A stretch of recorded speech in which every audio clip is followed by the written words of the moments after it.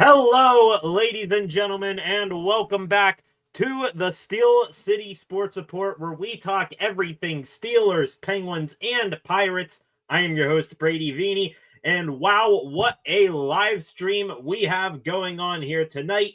Aaron Rodgers, DK Metcalf, Juan Thornhill making their first appearances in the black and gold on a practice field together as a team. TJ Watt, however, he is staying at home, beginning a holdout for mandatory minicamp for your Pittsburgh Steelers. We will talk about all of that, as well as the battling Buccos and how they did last night. A great 10-3 victory over the Miami Marlins. And also, we got a bit of news about the Pittsburgh Penguins, something that, isn't just us BSing or not. No, this is actual legitimate news. Something big that could happen here within the next couple of weeks. We will talk about all of that and so much more. Welcome to the stream. If you are new here, please subscribe to the channel and turn on notifications so that you never miss when I am live again. Also, feel free to drop any comments, questions, concerns, opinions that you have in the comments section, and like and share this stream. I appreciate you all for joining me here tonight. We are going to get started here in a matter of moments, beginning, of course, talking about everyone's favorite 41-year-old quarterback, Aaron Rodgers. He makes his debut with the Steelers here today at the Southside facility. Spoke for the first time with the media as well. Let me get this popped up right here. There it is, ladies and gentlemen. Aaron Rodgers, a picture of him today wearing that number 8 Steelers practice jersey. Also, new helmet right there. Bit of, smaller news there on that front. But anyway, that was how he looked today for his first day. Big day on the south side at the Steelers practice facility.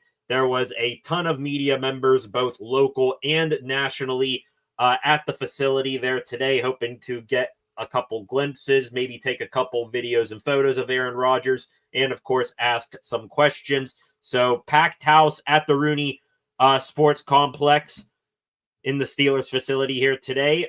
Before the day began, we did hear some opinions from some new teammates of Aaron Rodgers about his arrival to the team. Cam Hayward, Steelers captain and defensive lineman, said that it's good to have Aaron Rodgers there. He brings the leadership. His quote here, dude's a 4-time MVP. That's nothing to look over. Got a chance to meet him. Very nice and approachable. Just excited to get down to business. He's going to teach a lot of offensive players about how to go about business, and that's what we need. Encouraging words there from Cam Hayward. Also, Aaron Rodgers, new center, probably the guy who needs to get on the same page with Rodgers as quickly as possible here, and who's the most crucial to getting on the same page of Rodgers. Center Zach Frazier today, he spoke on behalf of Rodgers to the media before practice began. Rodgers spoke afterwards, but Frazier said he's all in. He's ready to get to work. That was the main message. He's ready to go from now on. So that there, Zach Frazier speaking highly of his new quarterback, who will be giving him signal calls throughout the year. Rodgers got on the practice field, did only individual work today. I will talk about that in his press conference quotes here in a minute, but he looked all right, about as good as you can look for a 41-year-old. Seemed to be moving quite well on that Achilles. Of course, people still wondering how he is going to come back off of that Achilles injury. It looks like he is fully healthy from that. The arm, even though it's his first practice, still looks like it's there as well. So he's got his best attribute still in the fold here. Then moved over to the side after practice, right in front of that Steelers, PNC, Steelers.com wall, and started answering questions from the media. He opened up saying that it was good to be back in a jersey and cleats again, reiterated that he was dealing with some issues off the field, but that he now felt it was the right time to commit and be all in with the Steelers. One of the first questions that he was asked about was what sort of difference he saw between the Steelers organization and the Jets organization. Mainly that question, trying to get a good quote on him, maybe fire a shot or two back at the Jets organization, but he said that he was not going to do so to his previous team. And kind of sniffed that out right away. However, what drew him to the Steelers? Rodgers said, quote, "I think it starts with Mike Tomlin. I've been a fan of his for a long time. There are a few iconic franchises in the NFL. I played for one of them for 18 years," referring to the Green Bay Packers. "This is another one. There's something special about this area." Continued saying, that a big attraction was Mike Tomlin. He's gotten to know him over the past couple of years. The last Sunday that he called Tomlin was some of the coolest conversations that he's had, talking more about the city of Pittsburgh. Your normal cliche answers about Pittsburgh. It's a blue-collar town. He did say that he does know a lot of people from Pittsburgh, named a ton of names, including his former head coach, Mike McCarthy, who's from Pittsburgh, and also talked about, the fan base being one of the best in the NFL. Mentioned that coming to the Steelers, it was an iconic franchise, and that he wanted to come here. However, was this his top choice? Probably not. We all know about him wanting to go to the Minnesota Vikings before ultimately signing with the Steelers, and he kind of said that without saying that. Said that it was either a decision between either coming to Pittsburgh or not playing at all. But even though he said that, kind of implementing that there were some other teams, some other destinations that he could have gone, he said, talking about playing at 41 years old, "A lot of decisions that I've made over my career and in life from strictly the ego, even if they turn out well, are always unfulfilling. But the decisions made from the soul are usually pretty fulfilling. This is a decision that was best for my soul." So Rodgers there feeling looking for a more fulfilling end to his career. He sort of, throughout the press conference said that football has given a lot to him in his career, and now he's looking to give back a little bit and have some fun. So it looks like even though he is hopefully going to be focused in and give everything he's got in this last kick at the can for him here, he is going to have some fun kind of implementing there without saying it out loud that this is going to be his final season in the NFL. Moved on then to talking about some current players. Began with DK Metcalf, who was at practice today after not showing up at all for the voluntary OTAs. He was there on the first day of minicamp.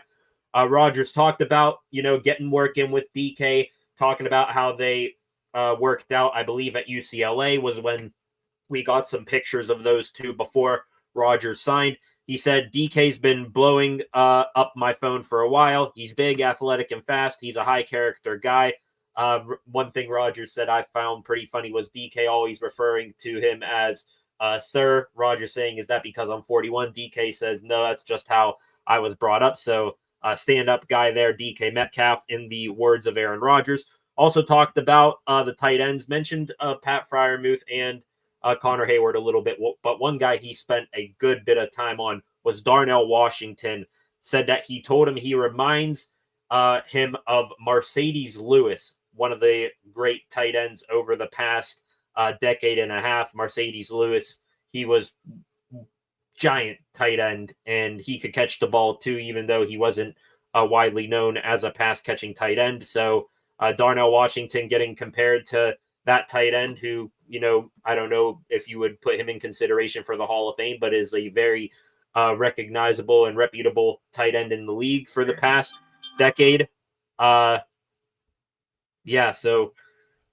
good stuff there. Darnell Washington getting comped to Mercedes Lewis on the first day. And the last thing here, lots of Steelers fans going to be very, very happy to hear this. Aaron Rodgers, even though people are worried about that this didn't happen with Jordan Love, Rodgers said he's going to take care of Will Howard. His quote here, Will's a good kid. Thought he looked good today. I'm going to be with him every single day in every single meeting. I'm going to help him out as much as I can. I'll be with him the whole way."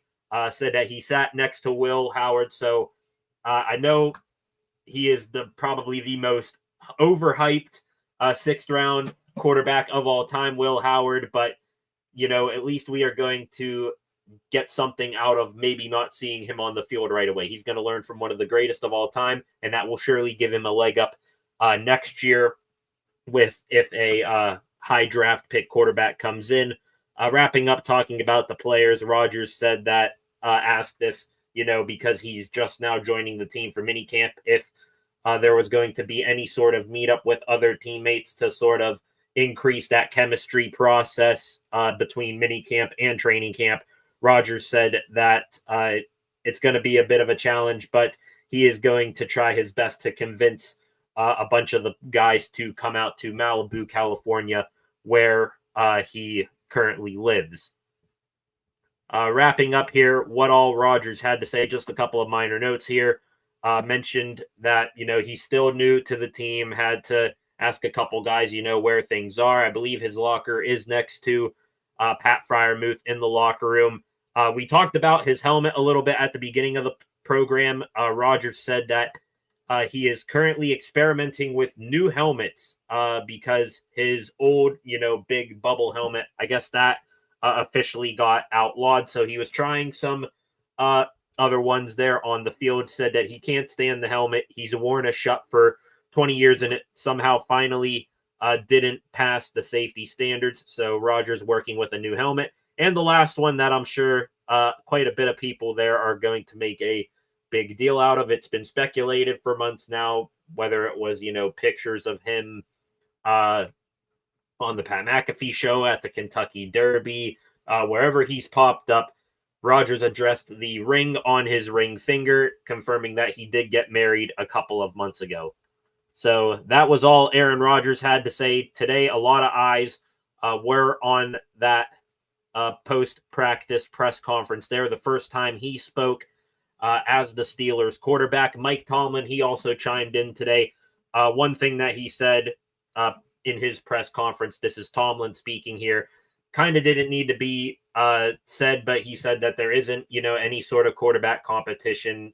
You can almost put a guarantee on it that your quarterback depth chart for week 1 of the regular season will be Rodgers, followed by Mason Rudolph and Will Howard. Tomlin also talked about, what bringing in Aaron Rodgers means to him and why he wanted to do it. He said, quote, read his resume. We're excited about him being here. He's excited about being here, but we'll make no bold predictions. We're just going to roll our sleeves up and go to work and let our efforts do the talking.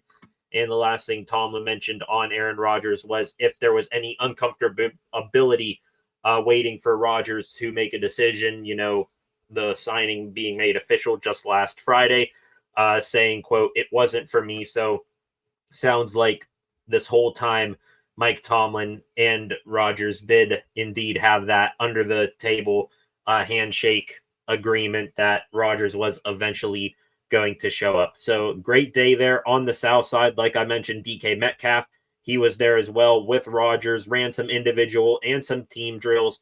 Also, Juan Thornhill was there. We didn't get to see too much, photos or videos on the defense here today, mainly because Metcalf and especially Rodgers took all the attention. But a great first day of OTAs, all but one person there. At least I think all but one person. I didn't see, confirm who all was there or not. But there was one person who did not show up today, and that was TJ Watt.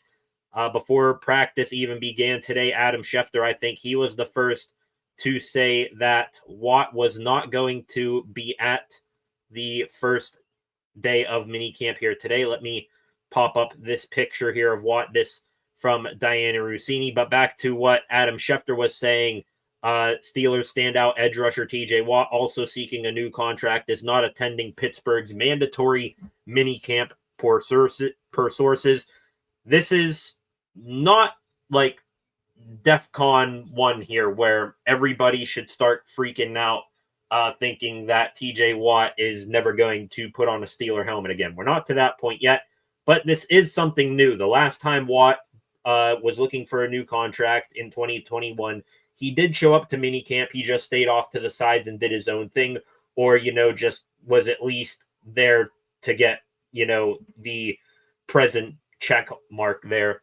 so that he didn't get fined. But this time, TJ staying at home, not being at the facility one bit. Watt said, or not Watt, he didn't have any comments here, but Watt not attending minicamp. He could face fines now. The team, they could decide to do this or not. But Watt for missing today alone, that costed him over $17,000. If he misses again tomorrow, that will be another $34,000. And if he misses the third and final day of minicamp, he will he could be fined. I won't say will, because that again is the team's decision. He could be fined over $52,000 in total, ladies and gentlemen. That is in 3 days over $1,004,000. So a lot of money there. I'm sure Watt, he has a deep enough wallet here to where he can cover that, but clearly showing some frustration here. 30 years old, going for a new contract. He just saw, a bunch of edge rushers get paid monster contracts around the league. Myles Garrett, of course, the most notable, because Watt hates Garrett and he wants to one-up him in this new deal. And also DK Metcalf, he just got paid one of the biggest, if not the biggest contract in Steelers history. Currently the biggest contract on the team, so Watt's going to want more than DK Metcalf as well. But this is going to probably get a little bit more ugly, but I still think it's all might come to the end that we all expect, where Watt signs a new deal up near training camp. There doesn't seem to be any sort of panic from some other members of the organization. Mike Tomlin also talked about Watt in his presser today as well, after talking about Aaron Rodgers. He said, quote, "Certainly we'd like to have him be here, but certainly not surprised about where we are. We've expressed a desire to get the business done. He has as well, and so we'll continue to work. We've been here before." Mike Tomlin thinking that it's almost the exact same scenario as 2021, even though TJ Watt this time around, we got to remember, of course, him posting the pictures of him giving the deuces signal on his Instagram story. His brother JJ has been vocal on a ton of different platforms now, saying that the Steelers messed up by not giving him an extension last year. And now TJ not showing up for minicamp, staying home. I hear people, using not necessarily an excuse, but, the reason he's not there is because he just had a child. I guess you can say that too, but I mean, DK Metcalf, I think he just had a child around the same time, if not more recently than TJ, and he showed up. So it'll be interesting to see how this plays out. Mike Tomlin saying that he's not worried about it right there. Was also asked if he is worried all about TJ's future with the Steelers. Tomlin plainly saying no. Also, outside linebacker coach Denzel Martin said if, the team was missing anything by Watt not being there, he said, not really. We know what he's doing, kind of referencing to the contract situation. And I'm sure, some current teammates of Watt, Hayward, Herbig, Highsmith, those type of guys who are most close to him on the defense, got asked that as well. So interested to hear what your guys' thoughts on this are. TJ Watt did not show up for mini camp here today. And Rodgers and DK Metcalf and Juan Thornhill did think this is a pretty eventful first day one of mini camp. And the Steelers, you go around the league, no other team is getting talked about as much, except for maybe the Cincinnati Bengals. We'll get into that here in a little bit. One more time real quick, if you are new here to the channel, please subscribe to the channel and turn on notifications so that you never miss when I'm live again. Also, like and share this stream and comment in the live chat what all you have in mind. There is a comment there referring to the live chat right there. You can drop any thoughts, opinions, questions, concerns that you may have right there. Real quick, going to take a stroll here through Twitter. I'm seeing some guy taking a shot at the Steelers. We got a Browns fan on Twitter tweeting our number 8, showing a picture of Kenny Pickett in the Cleveland Browns uniform versus Aaron Rodgers. Yeah, we will see. Week 6 cannot come soon enough. We will talk about the Browns briefly as well. Myles Garrett, he had quite the comment earlier today as well. Seeing some more pictures now from today's practice. There is Cam Hayward there, ever so much the leader. Seeing a lot of moves from Aaron Rodgers. Bit of a weird thing is that the Rodgers videos and photos we've seen, they've almost been like secondhand, like people recording, the screens of someone else's phone or laptop, because I guess a couple of reporters earlier today, I guess, broke the guidelines following practices, taking pictures and videos of Rodgers. So those videos got taken down, but Rodgers is going to get a lot of attention. Got another quote here on Rodgers. Steelers defensive lineman Dean Lowry. Lowry was a teammate of Rodgers for 7 years in Green Bay. He commented on the 41-year-old being his quarterback once again, saying, quote, "It was good seeing him, kind of like deja vu again. He's a great teammate, always has got an inside joke or witty reply or response. Missed those daily interactions." True ending to that quote right there, the witty replies or something. I think I just saw a video of Rodgers from Hard Knocks a couple years ago talking to one of the New York Giants players, absolutely roasting this dude who I haven't even heard of before. Rodgers also saying Pat Freiermuth's been blowing up his DMs this offseason, trying to get Rodgers to sign and get together as well. Another interesting report here in the hockey world, more hockey news to come across later today. There is a lot to talk about here today.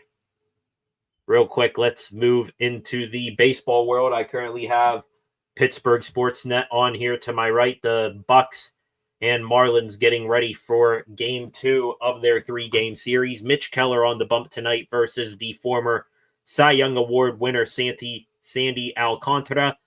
Meanwhile, let's take a quick stroll back to last night. The Bucks, a very good game. They actually took an L before the game even began. There was a national anthem standoff between right-handed pitcher Braxton Ashcraft and Miami Marlins infielder Javier Sanoa.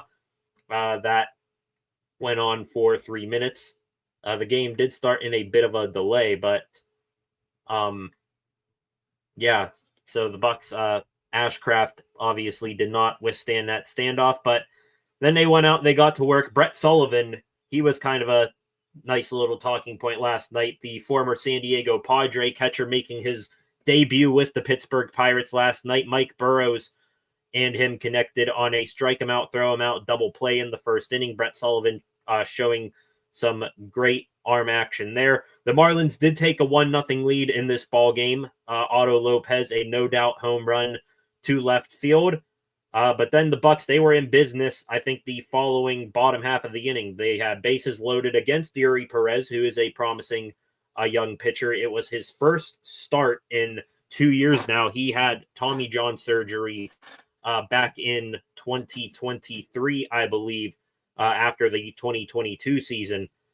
But anyways, there was bases loaded, 2 walks, and a bloop hit for Jared Triolo, loaded him up. The 2, 3, 4 batters in the Bucks order came up. It was a tie game. Andrew McCutchen singled in a runner there. Then Brian Reynolds clearing the bases. It was 4-1 Bucks.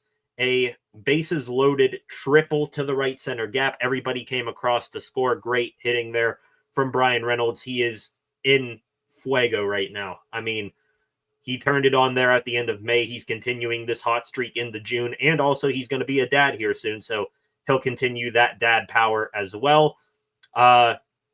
Marlins did strike one back. They had a double and a single.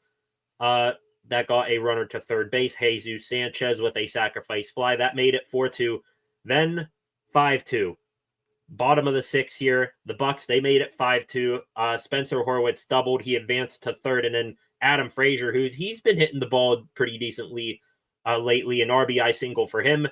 Then with the bases loaded, Ke'Bryan Hayes, or with runners on first and second, Ke'Bryan Hayes went to lay down a bunt, got it down just to the right of the pitcher. Throw from the third baseman was so incredibly wide that the first baseman just stared at it. He didn't even give like a fake flare of the glove like he was trying to catch it. No, it was that wide. It went into the right field corner there in foul territory. And the throw back in from the right fielder, Sanchez, that got past the catcher and went into the dugout. So Ke'Bryan Hayes bunted a ball no more than 10, 15 feet at most from home plate. He ended up getting 2 RBIs and wound up at third on that play. Almost got home. We were wondering if he was going to, get the, wave to home plate, but he did not. So, Ke'Bryan Hayes, I believe it was Joe Block who said, watch that, kids. That is how you not play baseball, or how you don't play baseball there. So the Marlins getting gaff after gaff right there. The Bucks did make it 8-2. Ke'Bryan Hayes came in to score. They scored 4 runs, all of which were somehow earned on 5 hits and 3 Marlins errors in that inning. Brett Sullivan, bases loaded single. That made it 9-2, so he got an RBI to go along with his great work on defense. Marlins again got one back. That made it 9-3. Spencer Horwitz, then he had a bounce out. Andrew McCutchen came across to score. 10-3 was the final score. The Bucks in total, 15 hits. Every single batter in the lineup getting a hit here today. They also, that is their second highest single game hit total of the year. They also tied their single game run total on the season with 10. Of course, the other time they scored 10 runs just a week or so ago against the Arizona Diamondbacks. I was live for that game, but that is now a 4-game winning streak for the Bucks, their longest of the season. They are playing fundamentally sound baseball, and the offense, it's not going to light the world on fire, but at least it is looking somewhat competent under Don Kelly. This team now a winning record. He has officially been on the job for a month now. He is 15-4 in that time. Everybody talking about Donnie Kelly. There was even a quote, I believe it was from Bob Nightingale or one of the other insiders, wondering if Donnie Kelly has earned himself a contract extension to this point. I want to say yes on a Donnie Kelly extension. I think he's a young Jim Leyland. He shows some fire. He's made 10 times better managerial decisions than Derek Shelton, but let's not make the same mistake twice. The last time the Bucks, they got off to this hot start with a manager. We remember a couple years ago when the Bucks started the year off 20-8. Derek Shelton then got a 3-year extension. Nobody knows still how much he got paid, but then after that, team fell off a cliff and they were never ever good again under Derek Shelton. So as much as I want to give Donnie Kelly an extension here, let's pump the brakes a little bit, let him finish out the year, see how this goes, see if Ben Cherington, will still have a job by the end of the season. As long as this team keeps playing good, I'd hate to stay and think that that is most likely going to happen, Cherington remaining the GM. But a good start under the Bucks. Like I said, they are in action here. A game starting in 19 minutes now. Do not think we are going to start in a delay tonight like we did for the past 3 or 4 games in a row now.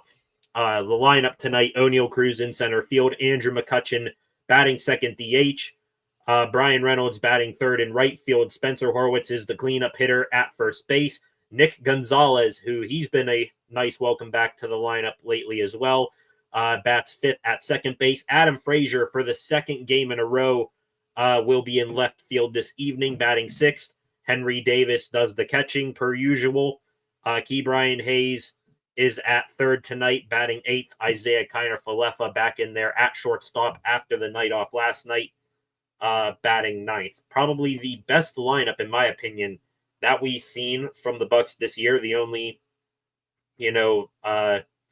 change that you could probably make would be maybe to put Alexander Canario in left field. This, I think, will be the second or third game in a row, though, that Canario is not in the lineup, so he might be dealing with a slight injury issue. But still, though, Bucks going against Alcantara, who was pretty good in the season opener, the first game of the year. Alcantara pitched against the Bucks and did a pretty good job blanking the Bucks as best he can in that one. Hopefully the Bucks do better tonight. 6:40 first pitch here. Mitch Keller on the bump once again. Let me real quick take one more look here through Twitter before we get into the hockey bit of the program, and then we will talk about some other loose news stories that we have stumbled upon.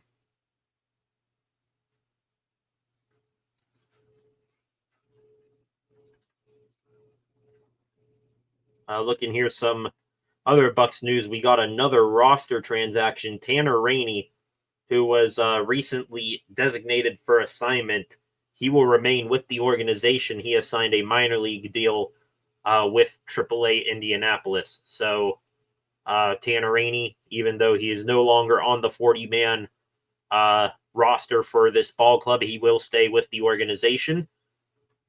Great to see here. I didn't think he was, he wasn't good, but he wasn't the most terrible, relief pitcher we've seen in recent years. So, hey, more depth down there in the farm club. Seeing more and more pictures. We talked about him yesterday of DK Metcalf and Aaron Rodgers. They were on the practice field today, but yesterday they were at a golf outing with Cam Hayward. He was hosting an event. The two made an appearance there. Love seeing that. Here's some more videos, of Mason Rudolph and Aaron Rodgers together this time, throwing together. Okay, let's get back into the news cycle here. Let's talk about some hockey news, and we do have a bit of the news to talk about this time. This isn't, us just grabbing onto the smallest thing. No, Jeff Merrick, who is one of the top NHL insiders out there. He's not like the cream of the crop like your Elliot Freemans and whatnot, but still, though, Jeff Merrick, a notable hockey insider, he came out with a report today that the Pittsburgh Penguins, they could be on the move. Now, not in terms of moving out of the city or anything like that. They could be on the move in terms of the 2025 NHL draft order. The Pens currently pick 11th, but Merrick is thinking that the Pens could move up in this year's draft class. Looking at the current, order in front of the Pens, the New York Islanders, they obviously have the first overall pick. San Jose Sharks pick second. The Chicago Blackhawks third. 4 through 10 here. Utah Mammoth, Nashville Predators, Philadelphia Flyers, Boston Bruins, Seattle Kraken, Buffalo Sabres, and Anaheim Ducks. The Pens could be looking to move up. And honestly, I am quite happy with this idea. Kyle Dubas, he wants to be aggressive in making these moves. And, I'm not going to act here like I am the, most knowing about NHL draft prospects this year. But there are, 9 or so, I would say, that I want to move up for and secure that I take here. Let me go here. This here is the Hockey DB page, the top prospects for this year's draft class. James Higgins, of course, he's one of those guys. Matthew Schaefer, defenseman from the Erie Otters, he is most likely going to be the first overall pick. Looking at some other ones here, Michael Misa, Porter Martone, 2 Swedes who I know Kyle Dubas has scouted before, so he probably has some interest in and Anton Frundell and Victor Eklund. Also some other ones here, Radim Murka, and looking here, are there any others? Jake O'Brien, I think, is another one. So really here, I think it is Murka, and then those first six that I said there, Higgins, Schaefer, Misa, Martone, Frondell, and Eklund. Those are, in my opinion, 7 guys who I would like the Pens to go out and get. I don't think it's going to take a lot of seasoning to get any of those 7 players to the NHL. Looking back at that draft order again, I don't know what the price tag would be, say, for the Pens to move up ahead of 2 Eastern Conference opponents in the Flyers and Bruins. Nashville at 5, Utah at 4. Utah, I think I saw something a couple weeks ago where they could be on the move out of that number 4 spot. So that could be the most likely, team right there if you want to do business with. I think Utah said that they are less looking to, have draft picks anymore. They're more looking towards player assets.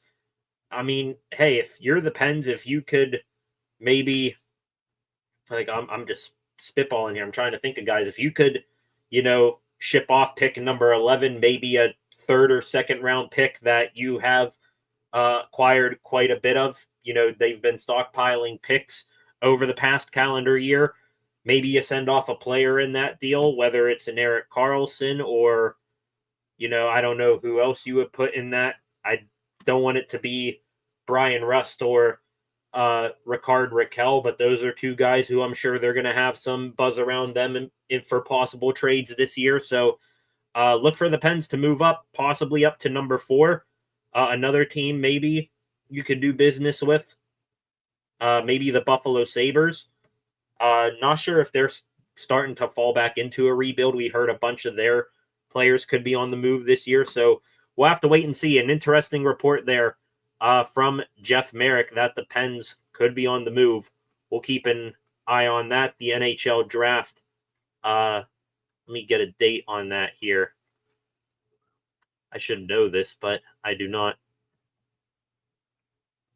The NHL draft, that will be June 27th here. So coming up here in a couple of weeks here, that will be a Friday night there.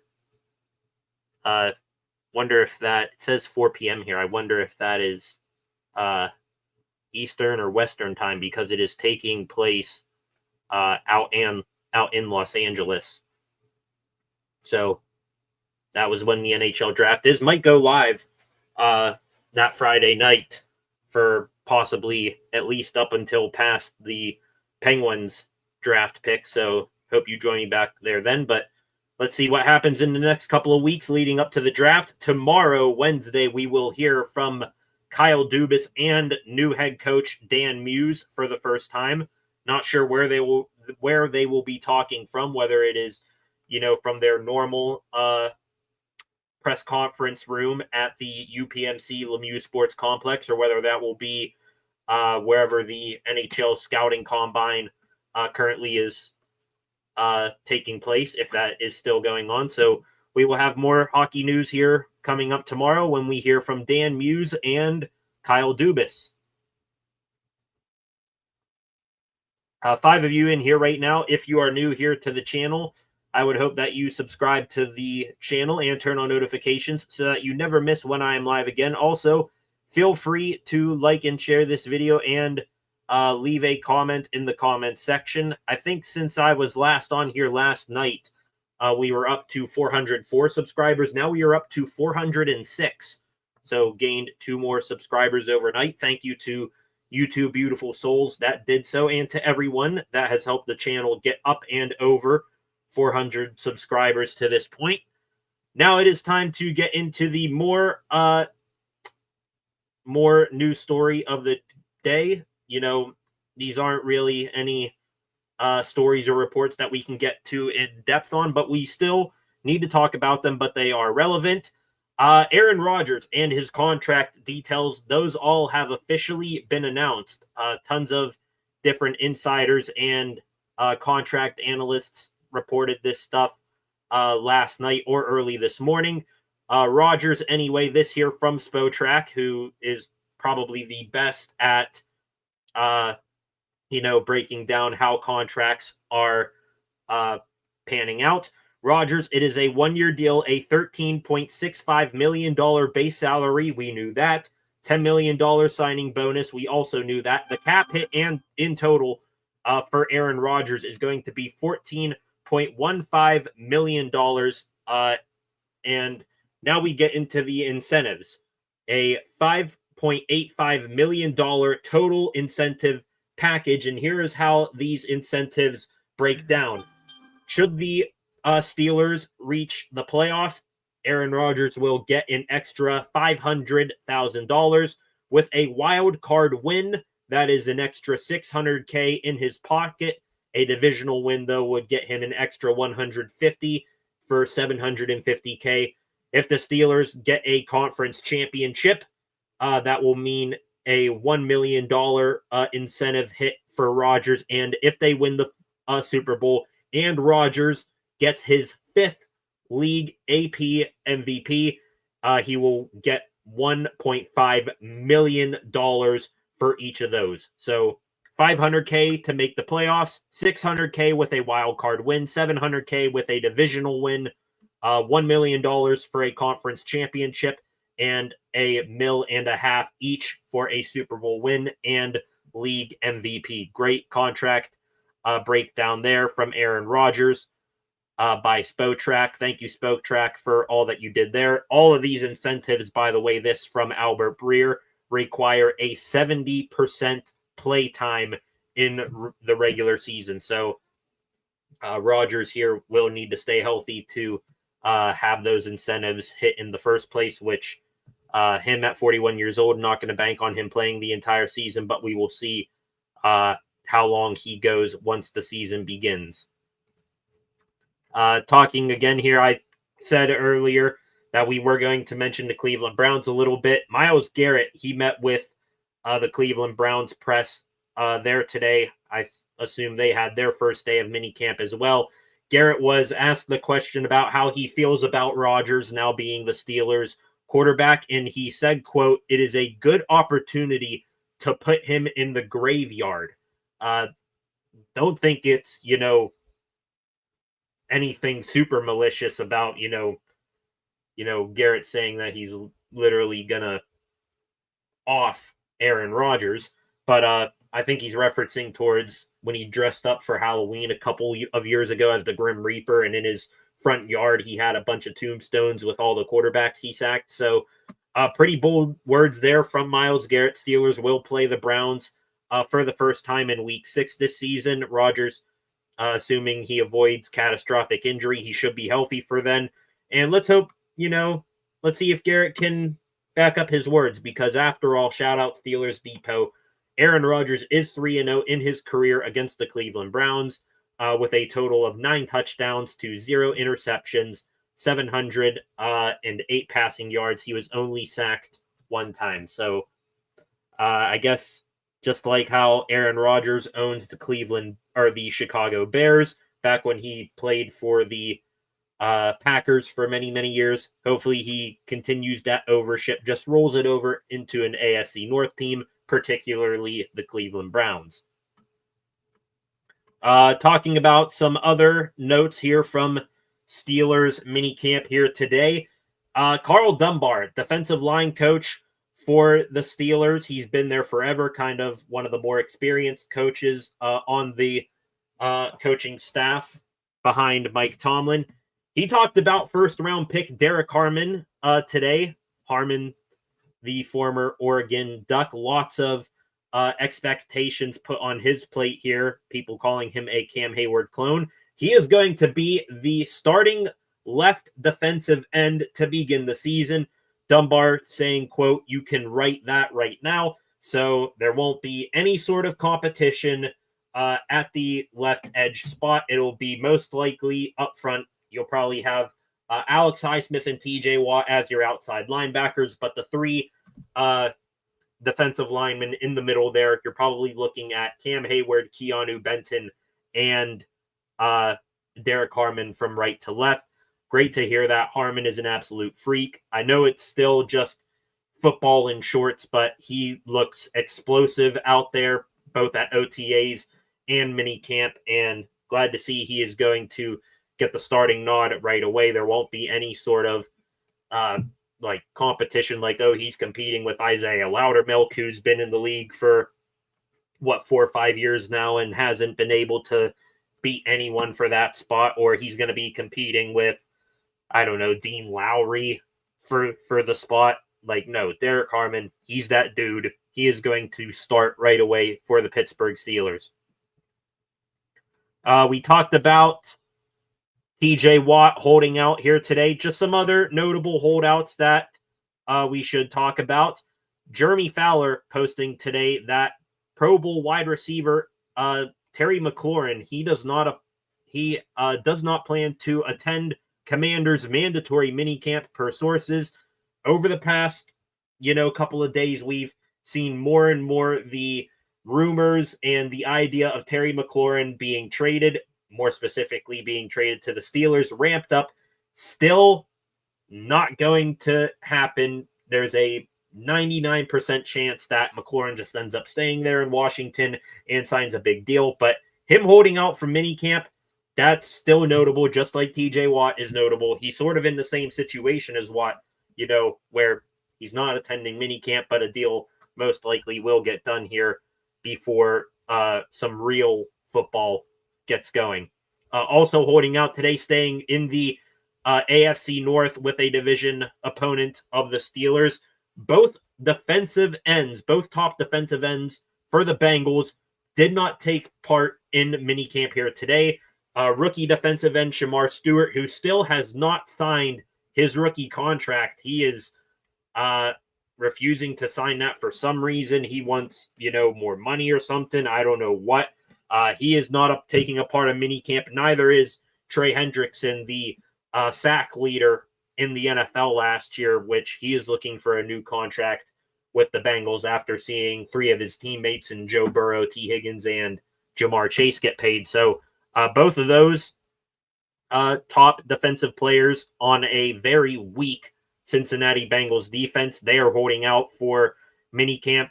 Even Shamar Stewart, he met with the media. He went as far to say, I'm 100% right. It should be a no-brainer. In Trey's case, it should be a no-brainer too. Y'all, referring to the Bengals, just want to win arguments more than winning games, in my opinion. Very, very strong words there. And, Steelers fans, we can freak out about TJ Watt and him not, taking part in minicamp, him probably going to do more holdouts before a deal gets done. But, hey, at least we're not the Bengals. Their defense, one of the worst in the league last year. They already let go of one of their most experienced members of the defense in Jermaine Pratt. They released him yesterday, and now both of their defensive ends, one of the best defensive ends in the league and their first-round pick this year, they do not want to take part either. Speaking of contract situations, we talked yesterday about former Green Bay Packer and teammate of Aaron Rodgers, Jair Alexander, getting cut from the Packers. Josina Anderson, another NFL insider, she posted this morning that 6 teams have made immediate inquiries about Jair Alexander upon his release Monday. I hope that the Steelers are at least one of them. I know you got Joey Porter Jr. and Darius Slay. That's a pretty good 1-2 punch, but Porter, after last year, had a bit of a sophomore slump. Darius Slay, good, but 34 years old, could fall off the edge of a cliff anytime. Go get Jair Alexander, still 28 years old. Give him, 1-2 year contract, something like that. Let him come here and play with his old buddy Aaron Rodgers and Dean Lowry on defense. And let's for sure shore up this secondary here for the Steelers. Last bit of Steelers news here today has nothing to do with football, but the PGA, the U.S. Open, it is taking place at Oakmont Country Club Golf Course in Pittsburgh. So a lot of high-profile golf personalities there for a tournament. Pat Fryermuth and Aaron Rodgers, they are expected to go out there at some point this week. Who knows? Maybe they will run into a bunch of Pittsburgh Pirates. The Bucs getting ready to begin the game here to my right, but some members of the team, they did stop out there at Oakmont today. Looking here, trying to remember here. Let me pop up this picture real quick. These are some of the Steelers. Ooh, not that one. These are some of the Pirates who showed up at Oakmont here today. There it is, right here from left to right. I believe that is Kyle Nicholas. We're looking at Chase Shugart here, Braxton Ashcraft, Mike Burrows, who just pitched last night. Maybe that's... No, that's not Spencer Horwitz. Could be, though. I don't know who that is. Anyway, that guy right there, completely, totally recognizable. Paul Skeens rocking a Bucco's polo shirt, too. You see the 412 right there. Jared Triolo, Adam Frazier, and why do I not recognize you either? Anyway, the Bucs out there, tons of celebrity golfers in Pittsburgh, so no shock there that they showed up to get a look.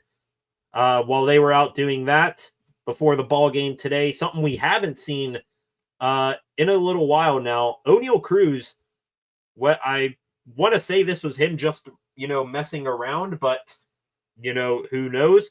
He was taking some ground balls on the infield at third base with Key Brian Hayes before heading out to the outfield today. I think that's him just messing around. We've seen players do this before. Andrew McCutchen, I mean, he at the beginning of the year was, taking ground balls at first base. So shouldn't be anything too newsworthy there, but O'Neal Cruz getting to relive some of his old days on the infield. And the last bit of Bucco news here today, with the game going on now, Mitch Keller getting one out there after starting the game with a 3-0 count. Connor Griffin and Will Taylor, they got called up to Single-A Greensboro yesterday. They will make their debuts with the top A club here tonight. Also, I think I saw, or heard, I should say, former Bucs catcher Michael McHenry. He's worked with Connor Griffin in the past. He said Connor Griffin, it is not out of the realm of possibility that he could be up with the big league squad here within a year and a half, if that. So I like hearing that from the fort. I would love nothing more than to get Connor Griffin, put a rocket ship on his back and have him shoot up through this prospect system, get him to Pittsburgh as soon as possible. Back into hockey here for a brief minute. More on what some NHL insiders here are saying. We just talked about Jeff Merrick saying that the Pens could be looking to move up in this year's NHL draft. They also could be looking to bring in some high-profile young players. Now, we've mentioned some in the past, maybe some not as high-profile players, but still good potential prospects like Marco Rossi and Bowen Byram and whatnot. But one guy who I honestly would put probably at the top of, guys the Pens could acquire if this is true.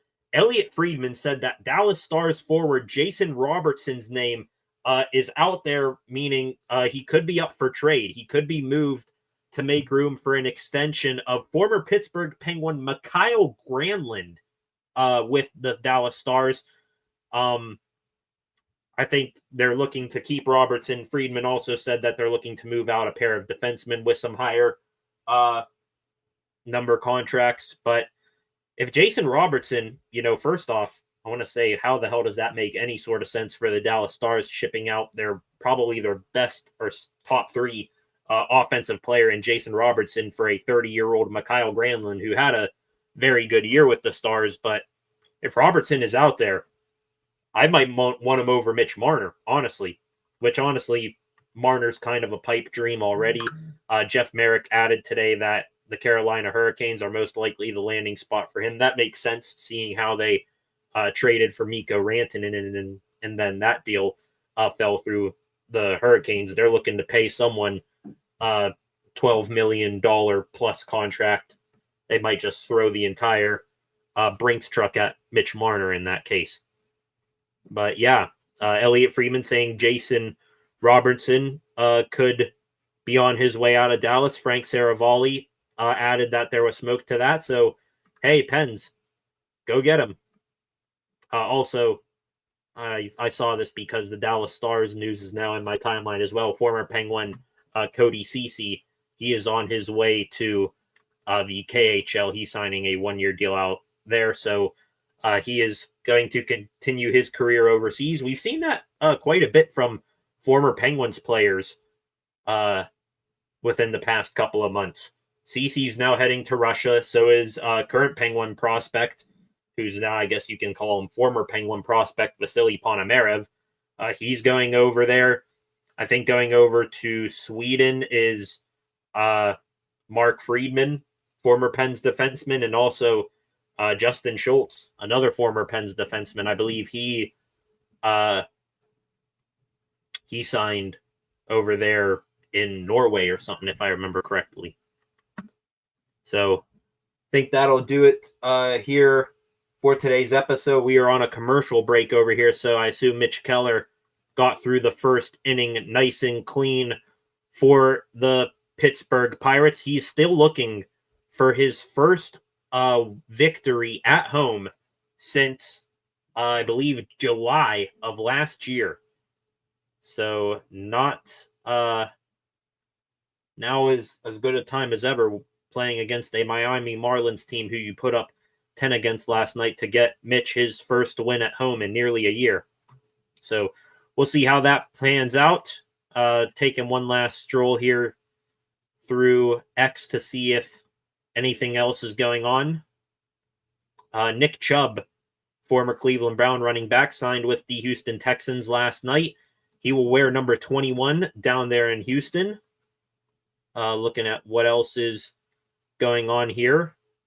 Colin Cowherd, big national football talking head, saying that TJ Watt is going to get anywhere between $40 and $47 million. I don't know what is more crazy. The fact that Watt maybe could be asking for something in that range, or that Cowherd, believes he will actually get it. I don't trust any of Colin Cowherd's takes as far as I can spit, so that tells you what I think about it.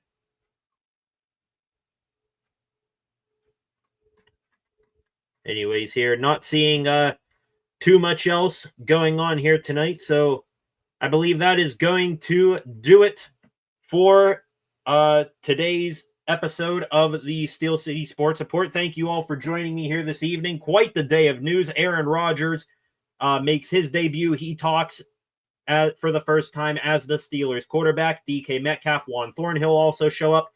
TJ Watt, he is a no-show. He will hold out to begin the ramp up here in this off-season training process. O'Neal Cruz there, looking to get the Pirates on the board. He will ground out there to make it one out in the bottom of the first inning. And the Pittsburgh Penguins, they could be on the move here with the draft a week and a half out for the Pittsburgh Penguins.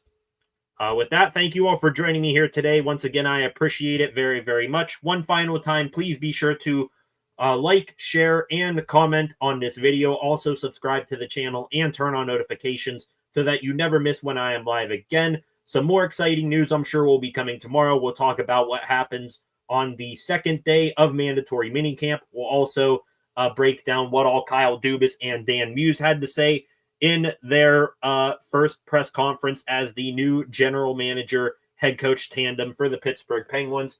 And we will break down what all happens in this game here tonight as Andrew McCutchen finds a gap there for a double. So with that, thank you all for joining me. Have a good night, and I will see you guys back here tomorrow. Let's go, Bucks.